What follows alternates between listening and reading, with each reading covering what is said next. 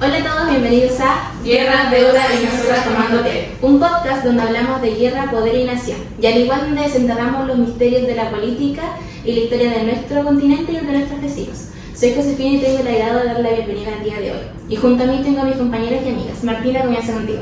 ¿Cómo están, oyentes? Yo soy Martina y es un agrado y un gusto tenerlo aquí en nuestro podcast. Y el día de hoy les tengo una pregunta. ¿Alguna vez se han cuestionado el por qué algunos países de Latinoamérica, a pesar de compartir cultura, tienen realidades políticas distintas? Buenos días, mi nombre es Valentina y así como dice mi compañera Martina, esta pregunta nos la hacen muchas ciencias políticas, ¿verdad? Sí, eso es verdad. Bueno, por último presentarme, mi nombre es Camila y como para contextualizarlo un poco, nosotras somos 4 estudiantes de primer año de Ciencia Política de la Universidad Católica de Temuco y bueno, este podcast es para nuestro ramo Introducción a la Política Comparada, que es dirigido por el docente Germán Campos Herrera.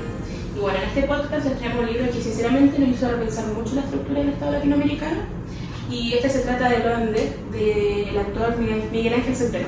Y para responder precisamente a la pregunta que nos planteaba Martín al principio sobre América Latina, como ya mencionaba Camila, nos sumergiremos en los primeros 4 capítulos de Loande, War in the Nation State in América Latina de Miguel Ángel Centeno, con el objetivo de conocer y charlar sobre nuestras historias y tierras latinoamericanas.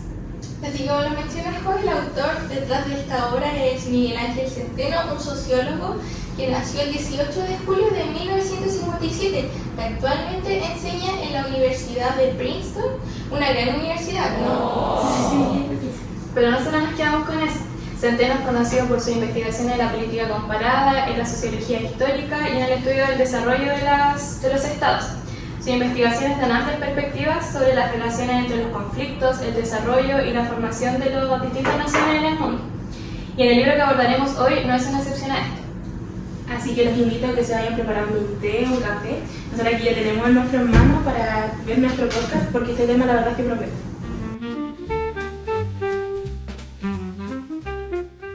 Habitualmente pensamos en Latinoamérica como una región con estados dominantes, ¿no? Pero la obra de Centeno nos plantea una visión más distinta, un poco más compleja de esto. Exacto, Centeno nos habla de una fiscalidad casi crónica, problemas en la mantención del orden del sistema judicial y que no representan confianza en la ciudadanía. Él habla de una debilidad estructural que viene desde hace tiempo atrás y los análisis presentados son los que intentan resolver ¿cómo podríamos decirlo? Como este rompecabezas. Yo creo que el rompecabezas le queda bien a este término, ya que esto definitivamente no es un bloque de un rompecabezas, es difícil de armarlo y también de entender. Para eso el autor nos propone mirar a Europa para así contrastar Europa con América Latina. Pero para comenzar a hablar de lleno sobre este caso necesitamos tener en consideración lo que nos plantea Sartori y Lachmann para comenzar cualquier investigación, que es reconocer los conceptos, las variables, las unidades de análisis y los casos que abordaron, en este caso los países. Así es, comenzando por los conceptos que es primordial saber de lo que hablamos. Uno de los conceptos más potentes que nos plantea Centeno en su obra es el estado mendigo o deudor. ¿Pero qué significa esto? Significa que en vez de financiarse con impuestos internos y en generar un pacto fiscal con la población y la sociedad, muchos gobiernos latinoamericanos recurrieron a una deuda externa para sostenerse. No se construyó en base a una base fiscal autónoma y eso tuvo graves consecuencias. Otro concepto clave es la fragmentación del poder. Luego de la independencia, muchos países de Latinoamérica quedaron divididos en regiones controladas por caudillos o élites locales. Eso impidió que se consolidara un Estado-nación centralizado. En vez de una unificación o unificar el territorio, el Estado fue apenas un actor más entre muchos poderes regionales. Y ojo, porque también Centeno introduce el concepto de capital simbólico, que es el conjunto de héroes, himnos y rituales patrióticos que deberían construir una identidad nacional. En América Latina, dice el autor, este capital simbólico fue débil o elitista. No logró representar a toda la población, sino solo una parte pequeña y muchas veces a las élites. Y todo esto nos lleva a otro concepto importante que es la debilidad institucional. ¿Y a qué se refiere con esto? Sí, a los estados que no pudieron cambiar o construir una burocracia eficiente, ni sistemas tributarios, ni ejércitos permanentes, ni menos bien organizados. Y eso significa que los estados sin herramientas para gobernar, que no podrían planificar, controlar ni aplicar unas políticas de forma efectiva. Sí, y así como mencionaron chiquillas, es muy importante tener en claro de lo que hablamos. Por eso también necesitamos definir los conceptos o variables que encontramos en la obra de Centeno. Hay que tener en cuenta que existen variables independientes, que son las posibles causas, y las dependientes, que serían como los efectos. Siguiendo con esto, vimos que algunas variables presentadas son el nivel de violencia, lo que nos muestra el número de muertes y la intensidad de duración de los conflictos. También me gustaría agregar la capacidad de guerra que tiene un Estado, como los recursos, el financiamiento, la formación logística, también la formación militar, que esto es que hace, además que la preparación de la guerra interna o externa también, es que está basada en el análisis de conflictos históricos, con publicaciones militares y también registros de enfrentamientos, entre otras variables.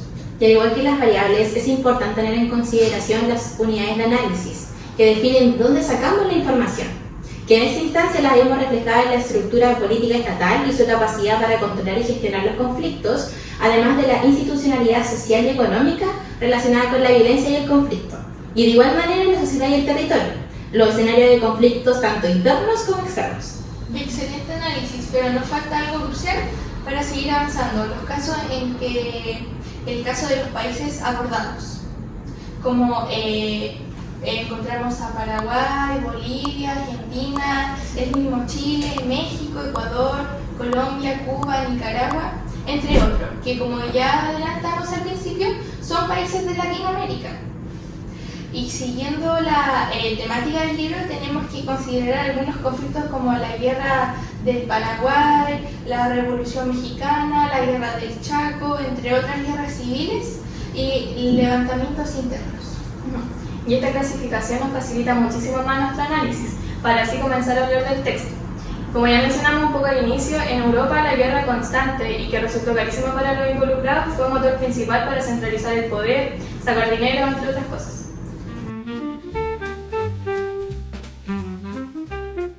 Ya lo que mencionaron recién es el proceso llamado coerción-extracción, ¿no? Sí, ese mismo. ¿Y de qué trata eso? Bueno, eso básicamente es cuando necesitas plata para ir a la guerra y empiezas a apretar a la gente a base de impuestos, reclutas soldados y exiges lealtades. Y en ese apretar es donde paradójicamente se construye el Estado, porque las personas empiezan a participar en él, empiezan a reclamar sus derechos. Es un toma y dame. Yo pago los impuestos, pero tú a cambio me das la protección que yo necesito. Ah, ya, comprendo. Pero en América Latina la cosa fue por otro lado, ¿no? Podemos indagar esos puntos. Me parece perfecto. Entonces, para comenzar, tenemos que saber que para Centeno la historia latinoamericana rompe con los procesos de la historia europea, ya que en Europa los conflictos produjeron burocracia, sistemas impositivos y lealtades nacionales.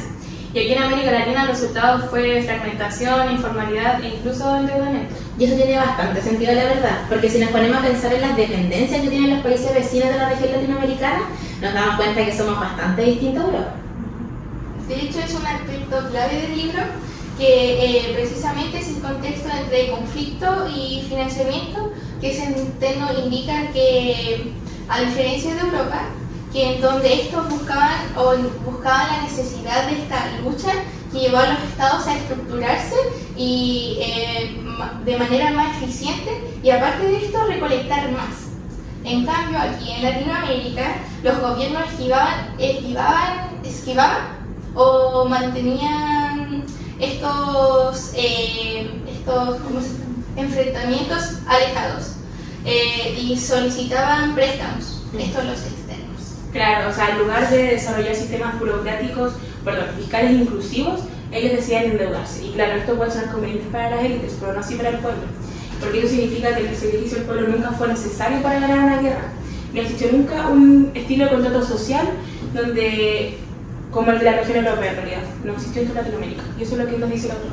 Sí, esto permitió que las élites evitaran lo que Centeno menciona como el pacto incómodo con la sociedad. ¿Para qué cobrar impuestos y así abrir la puerta a demanda de justicia, representación o distribución si puedes endeudarte y mantener el poder? Y eso es bastante impresionante porque al final lo que fortalece un Estado no es únicamente el ejército o las instituciones, sino ese acuerdo con la sociedad. Y en ese acuerdo, si ese acuerdo no se establece, lo que queda es un Estado que está formalmente presente pero ausente socialmente. Y justo eso me hizo pensar en el presente, que hoy seguimos viendo estados que no logran cobrar impuestos de forma efectiva, que dependen de una deuda externa para sobrevivir y que enfrentan crisis estructurales con parches y que no se transforman de fondos. Que recordemos que eso no es una falla reciente, es un patrón histórico. Esa evasión del conflicto político real es el que obliga a redistribuir, a ampliar derechos, a negociar, y eso viene del siglo XIX más o menos. Pero ¿saben qué? En América Latina sí se luchó. Sí se luchó, como dije anteriormente, pero se construyó ciudadanía y eso se nota. Por ejemplo, a través de la desconfianza que se tiene al Estado. La gente piensa que el Estado no es suyo y que no lo representa. O sea, yo no participo del Estado porque no me representa, cuando no debería ser así. Sí. Y también hay que considerar lo que Centeno llama la ausencia de mitos fundacionales fuertes, ya que a diferencia de Europa, donde ciertas guerras dejaron relatos como heroicos que ayudaron a formar las naciones, en América Latina los relatos sobre independencia o guerra no lograron unir a toda la sociedad, se volvieron símbolos vacíos o divididos. Sí, y lo peor de todo esto es que se reproduce de generación en generación, porque cuando el Estado no ofrece nada, la gente deja de confiar en él y deja de exigirle. Es como un círculo vicioso del cual es muy difícil salir. Dicho Centeno lo menciona y lo llama la patología de la guerra limitada. Una guerra que no moviliza sociedad, sino que redistribuye o que no deja estructuras duraderas. Solo deja deuda y más distancia entre el poder y el pueblo. Y él también dice algo clave: al evitar cobrar impuestos, los estados latinoamericanos perdieron una de sus herramientas más importantes para construir legitimidad, porque los impuestos, aunque sean incómodos, son una forma de reconocimiento político. Claro, cuando pagas impuestos, el Estado te tiene que responder, ya sea con servicios, con infraestructura, con derechos, y ahí empiezas tú a sentir que eres parte del Estado, que tú eres parte de eso. Sí, pero si todo se financia con una deuda externa, desaparece ese vínculo. El ciudadano queda fuera de la ecuación y el Estado empieza a responder más a sus acreedores internacionales que a su propia gente, que a su propia ciudadanía. Y es lo que Centeno llama un Estado orientado hacia afuera. Uno que busca legitimidad en los mercados, en la prestamista, en la potencia, pero no en su propia gente. Y eso también es una forma de perder soberanía, ya que el Estado no puede negociar con su pueblo y tampoco puede protegerlo ni representarlo realmente. De hecho, creo que lo más potente de este texto es que el autor Centeno no nos habla desde el pesimismo, sino que nos está mostrando que la historia no fue inevitable, sino que fue el hecho de elecciones en su tiempo. Y si es posible optar anteriormente por este camino, también se puede reversir. ¿Está bien esa palabra? Sí, yo creo que sí. Al final, Blood and Death no es solamente un libro sobre el pasado, más bien es una advertencia sobre el presente y una invitación también a pensar en el Estado como una construcción siempre abierta y siempre política.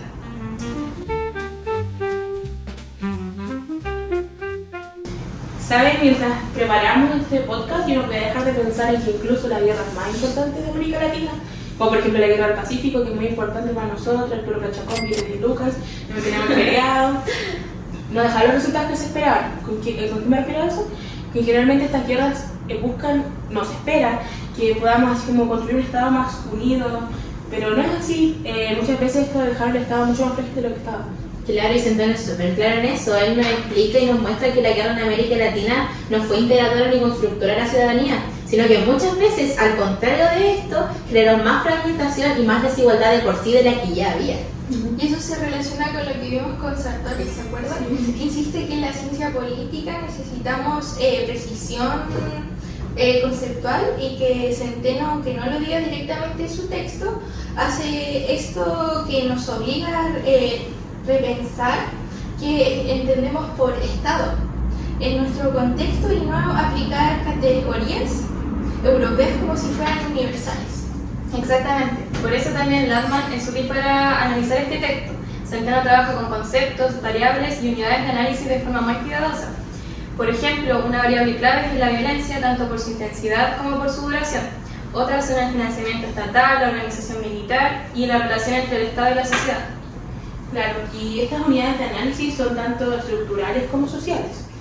Por ejemplo, la capacidad del Estado, la institucionalidad, el territorio, las élites, la población marginada. Bueno, en otras palabras, el autor Centeno analiza cómo la estructura quién está en el poder y quiénes lo ejercen, quiénes sufren durante y después de este proceso. Sí, y cuando pone casos concretos, por ejemplo, México, Bolivia o Colombia, no lo hace al azar, sino que usa justamente lo que Landman llama el método comparado de estudio de casos. Y así muestra que el patrón se repite. Las guerras no consolidaron al Estado, sino que reforzaron las fragmentaciones internas. Sí, por mencionar un caso, por ejemplo, Colombia, que los conflictos desde el siglo XIX no unificaron, sino que fortalecieron los caudillos regionales en vez de centralizarlos. Hubo dispersión del poder y en Bolivia las guerras las del Chaco no trajeron modernización, sino trajeron más deuda, más pobreza y más exclusión. Fue una guerra nacional sin una verdadera nación detrás. Y eso es lo que más me queda del libro. No es que América Latina no haya tenido guerra, sino que tuvo guerra sin pueblo. Las élites peleaban entre sí mientras la mayoría quedaban completamente al margen. Y eso igual afecta a la memoria. Por ejemplo, nosotros, yo creo que Latinoamérica es un continente que es muy caracterizado por celebrar las independencias. Nosotros con el 18 somos más del 18, la verdad. Y bueno, pero pocas veces se habla de quienes no fueron parte o quienes no fueron así como el objeto principal de estas guerras, quienes no tomaban decisiones, quienes quedaban afuera de estas decisiones. Sí, porque al final la debilidad estatal no fue un accidente, sino que fue una lección estructural. Se evitó el conflicto social profundo que sí genera transformaciones en otros lugares. Entonces, como dice Centeno, no somos débiles porque sí, somos débiles porque evitamos el tipo de guerra que nos obliga al Estado a pactar con su sociedad, a organizarse o redistribuirse, o a construir una ciudadanía estable. Para nosotras, leer Blood and Death fue una experiencia transformadora. No solo aprendimos mejor de América Latina, sino que aprendimos a mirar con más crítica cómo se forma un Estado y también cómo puede formarse. Y también pudimos aprender a aplicar para como en este curso de introducción a la política comparada, como conceptos, variables, unidades de análisis y sobre todo a comparar con criterios, como nos enseñan Sartor y Landman, que hemos aprendido durante este primer semestre, que son una parte muy importante de la literatura para la ciencia política.